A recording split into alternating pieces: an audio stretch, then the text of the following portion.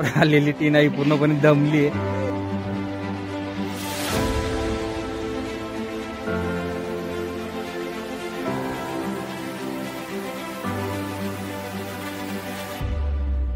Finally आता 90 डिग्रीच्या काड्याच्या आत आले.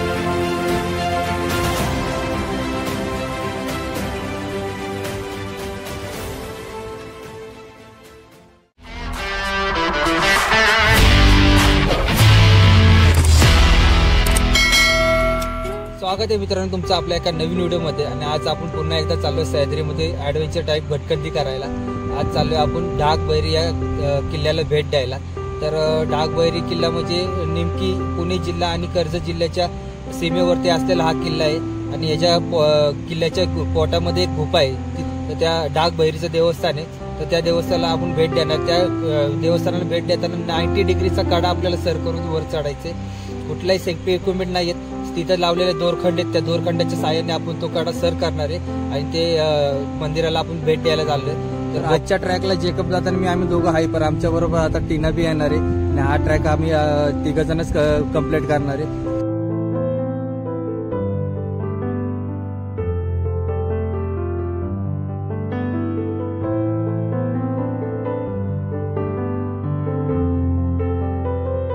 कोंडेश्वर मंदिरापाशी. तर आपल्याला या ढाक किल्ल्याकडे जायचं आहे आणि इथनं ट्रॅक सुरू करतोय. ट्रॅक सुरू करायच्या आधी या मंदिराच्या बॅक साईडने हा रस्ता पुढे गेलेला आहे.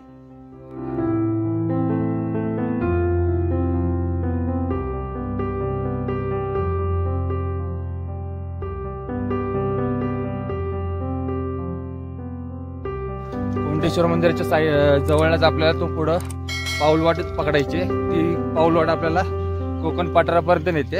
आणि तिथे सकाळचं कवळं ऊन आलंय आणि त्या उन्हामध्ये जो समोरचा आपल्याला ढाकचा किल्ला दिसतोय त्या किल्ल्यापर्यंत आपल्याला जायचंय. बघूया आपल्याला किती वेळ लागतो तिथपर्यंत पोहोचायला.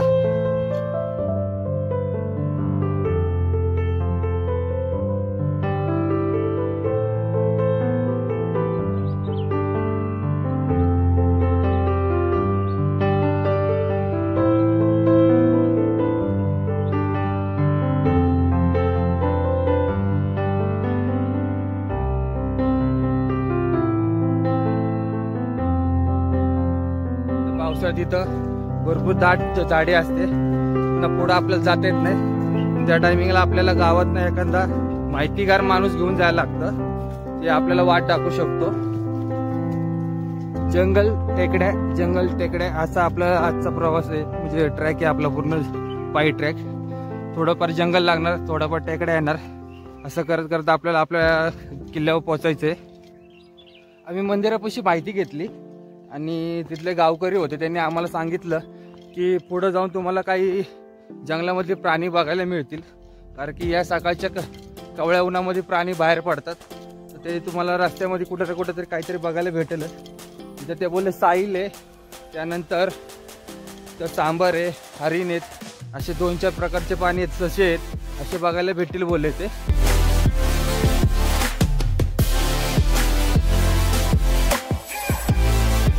मंदिराच्या इथनं आपण 10 ते 15 मिनिटं चालत पुढे आल्याच्या नंतर आपल्याला इथं कोकण पठार बघायला भेटते. तर सुंदर अशी सह्याद्रीची रांग आपल्याला इथं बघायला भेटते. आणि इथलं काय आपल्याला बालेकिल्ले म्हणजे किल्ले बी बघायला मिळतं.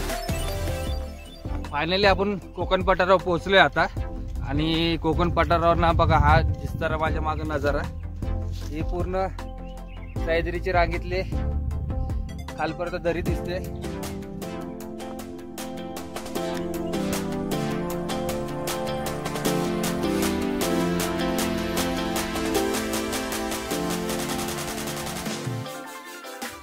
आणि या कोकण पठारावरनं आपल्याला काही किल्ले दिसतात. हा माझ्या मागे तुम्ही बघताय तो आहे राजमाची किल्ला. आणि या खालच्या साईडला ती माथेरानची डोंगर रांग दिसते. आणि आपल्याला जायचं त्या ढाकच्या किल्ल्याला. तो ढाकचा किल्ला दिसतोय, तिथं आपल्याला आता पोहोचायचंय. तर आपण इथं टाइमपास न करता आता पुढे निघूया. लवकर उन्हाच्या आधी आपण ढाकच्या किल्ल्याला कव्हर करायचा प्रयत्न करूया. ढाकच्या किल्ल्याकडे जाताना आपल्याला हा डोंगर पार करून पुढच्या घनदाट जंगलातनं आपल्याला या किल्ल्याच्या पायथ्यापर्यंत पोहोचायचंय. आणि त्या गुफेपर्यंत जायचं, ढाकबैरीच्या गुफेपर्यंत जायचंय. तर आपण मागे राहिलो, जेकब दादा आणि तिनं पुढे गेलेत. आपण त्यांना लवकर कव्हर करूया, कारण पुढं दाट जंगल आहे. जंगलातनं आपल्याला पुढं जायचंय.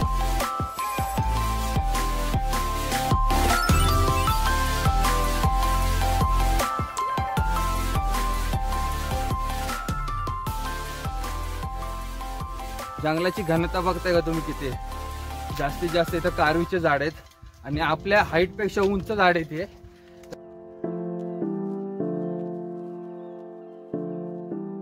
कारवीचे झाड बघा केवढे मोठे आहेत. या सहज कुठलाही प्राणी यामध्ये लपू शकतो. त्यामुळे त्या गावकऱ्यांनी आपल्याला सांगितलं जाताना मोठ्याने आवाज करत जायचं, त्यामुळे कुठला प्राणी आपल्या जवळ येत नाही. एका दादाला विचारूया आपण प्राणी जवळ आला कुठला आवाज काढशील, कुठला आवाज काढला तू? वाघाचा आवाज येतो का तुला काढताना? वाघ तरी जवळ येईल पण बाकीचे प्राणी पळून जातील तुझा वाघाचा आवाज आला.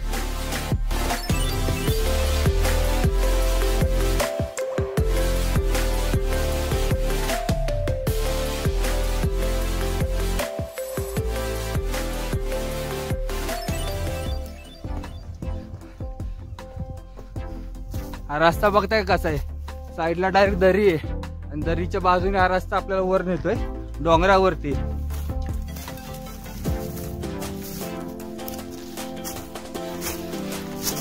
जाताना एकदम सावकाशीने जायचं जेणेकरून रस्त्यावरनं आपली नजर हटली नाही पाहिजे. सावकाशीने हळूहळू.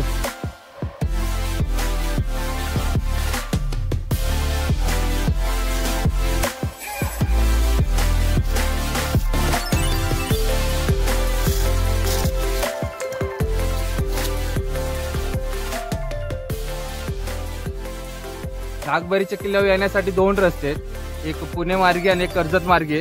पुणे मार्गे यायचं बोललं तर शेवटच्या कोंडेश्वर मंदिरापर्यंत यायला लागतं आणि तिथनं आपल्याला कमी कमी 1 ते 1.5 तासाची पायपीट करत म्हणजे चालत आपल्याला किल्ल्यापर्यंत जायला लागतं. आणि दुसरा मार्ग बोलला तर ह्या जंगलातनं असं वाटतं एक आहे की कर्जत मार्गे डायरेक्ट त्या घागबरीच्या गुफेपर्यंत येते, पण ती अख्खी जंगलात नाही. आणि पुणे मार्गे आला तर तुम्हाला जंगल एवढं लागत नाही, कारण की पुणे मार्गे आलं तर तुम्हाला फक्त पठार आणि थोडंसं जंगल लागतं आणि कर्जत मार्गे आलं तर पूर्ण जंगल लागतं.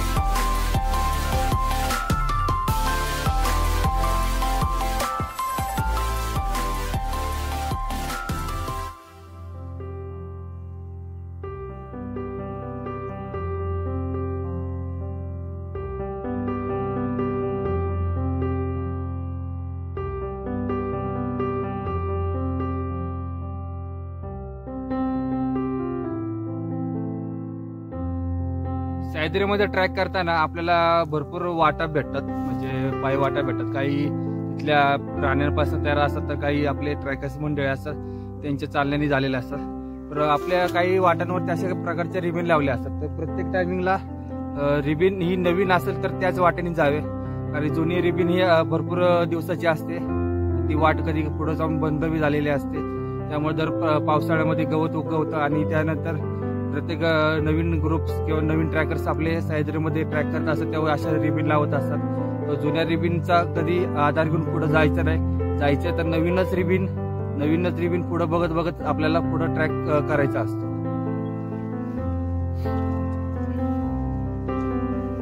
पुढे अजून जंगल दाट होत चाललंय आणि कारवीच्या झाडांनी पूर्ण अशी गुफासारखी झालेली आहे.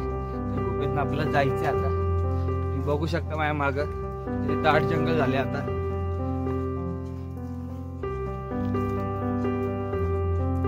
आणि चढाईचा बी भाग लागला त्यामुळे आता दमचट बी व्हायला लागली हळूहळू. आता इथनं पुढे पूर्ण चढ आहे.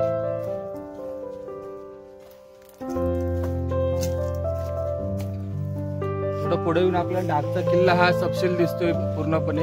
आणि इथे थोडंसं आम्ही 5 मिनिटं विश्रांती घेतली, कारण की इथनं पुढे अजून चढाईचा भाग आहे आणि इथं विश्रांती घेऊन आता आपण पुढे निघणार आहोत की पुढे जाऊन आपल्याला जास्त दमछट होऊ नये. त्यामुळे आता चला निघूया. आता निघतोय पुढं.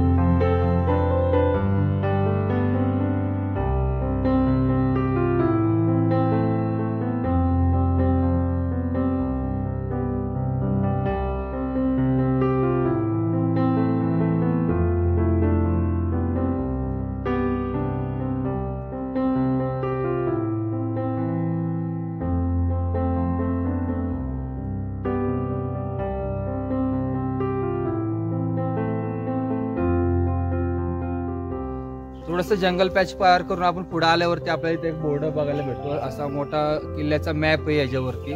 किल्ल्यावरती आणि गुफेवरती जाण्यासाठी इथना रस्ता आहे. तर आपण आता त्या पॉइंटला आहे आणि इथनं हा खालचा रस्ता गडावर जातो. हा बोर्डावरती पूर्णपणे गडाची माहिती लिहिलेली आहे. कुठल्या वाटेने सोप्या वाटेने तुम्ही गडावर जाऊ शकता आणि गडावर काय काय वास्तू आपण बघू शकता. तर या इथं सर्व वास्तू खाली लिहिलेले आहेत आणि हा बोर्ड सौजन्य रायगड परिवार यांच्याकडनं लावण्यात आलेला आहे. आणि त्याच्या माध्यमातून आपण सहजपणे किल्ला सोप्यारित्या आपण बघू शकतो. आता या साईडला आपल्याला गुफेकडे जायचे आणि हा रोड गेला या साईडला, म्हणजे या साईडला हा किल्ल्यावर जातो. आपण या गुफेच्या दिशेने या साईडला पुढे जाऊया. कळकराय सुळका आणि ढाक किल्ल्याच्या मधल्या घळेपर्यंत पोहोचतो थोडासा चढभाग लागलाय आणि आपल्या बरोबर आलेली ती नाही पूर्णपणे दमली आहे. चढशील का इथनं पुढं? चला बघू. चढते बोलते इथनं पुढं चालत राहते. कमॉन, पूर्ण करते बोलली ती आपला ट्रेक आजचा. तर चला.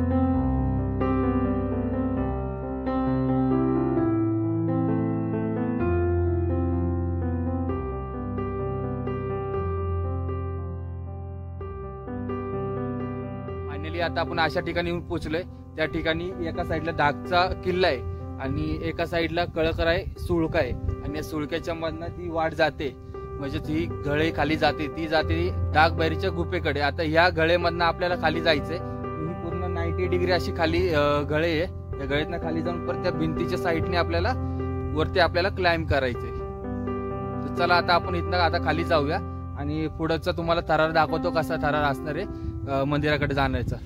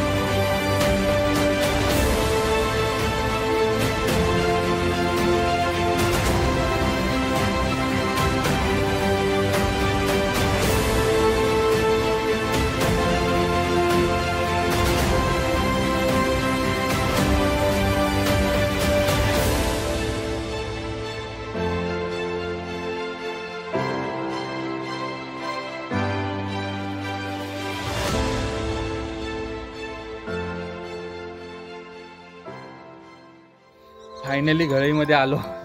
घळे उतरून खाली आलो. बघितलं असला रोपच्या साह्याने आम्ही इथं पावलसाठी रोप बांधलेला आहे. त्या रोपच्या साह्याने खाली आलो.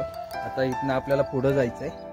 पण असं तो मेन थरार तिथं आहे 90 डिग्रीमध्ये. ते वरती कातळ भिंत आहे, त्या कातळ भिंतीवरती वरती चढायचं आहे. आता आपण का थोडंसं विश्रांती करणार आहे, चहा बनवणार आहे, चहा घेऊया आणि मग पुढं निघूया.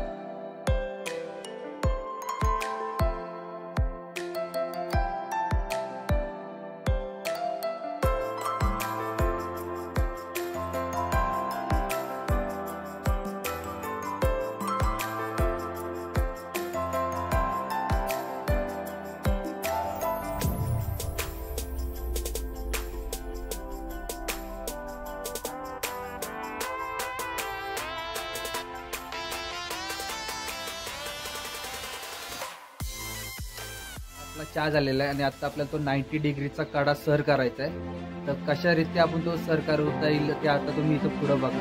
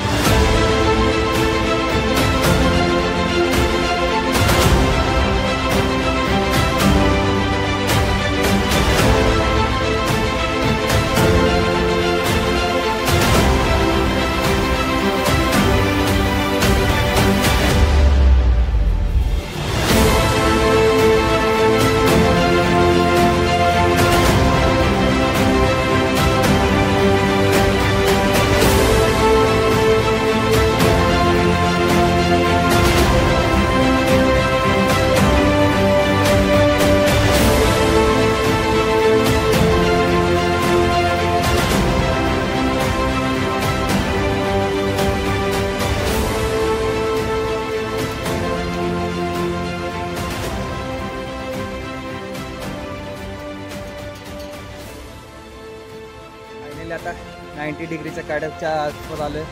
रोप आणले, त्या रोप आपल्याला वर जायचं आणि वरती गेल्यावरती तिथं मंदिर आहे. हातीचं तिथं मंदिर आहे, त्या मंदिराच्या भेटत जायचं.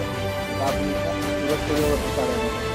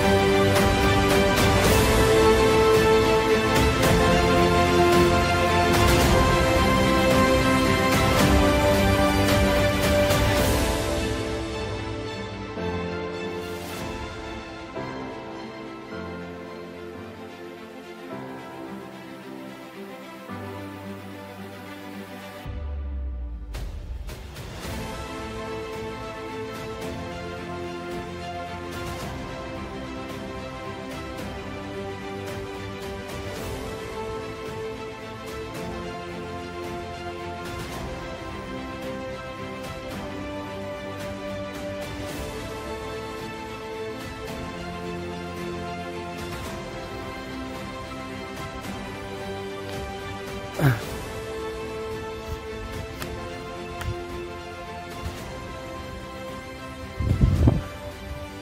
आपलं एकट्याचा प्रवास सुरू, कारण की 2 जण इथनं आता खाली गेलेत, कारण की इथनं थोडंसं अवघड जागा आहे वर चढण्यासाठी. आणि लाकडं लावलं त्याच्यावरनं चढत वर जायचं आहे. इथनं आता आपण वर जाऊया, तुम्हाला दाखवतो वरती गुफेमध्ये कशा प्रकारे मंदिर कशा प्रकारे आहे ते तुम्हाला वर गेलं दाखवतो.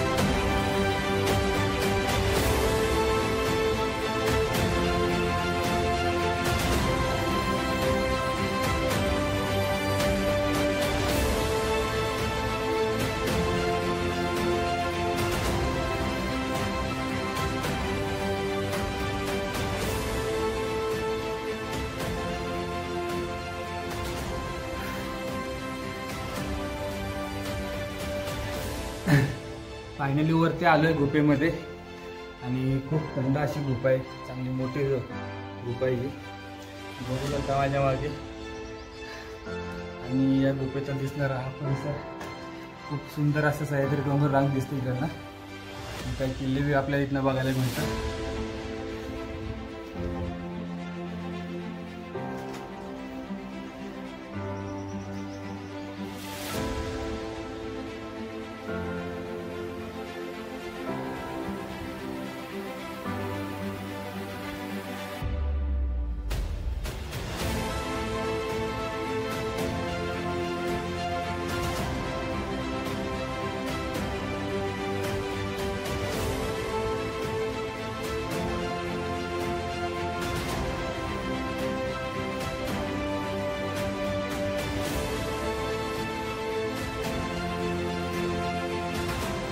तर आता इथनं आपण परतीचा प्रवास सुरू करतोय.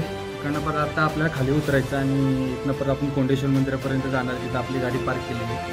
तर हा ट्रॅक आपला कंप्लीट झालेला आहे. इथनं आता आपण परतीचा प्रवास सुरू करतोय.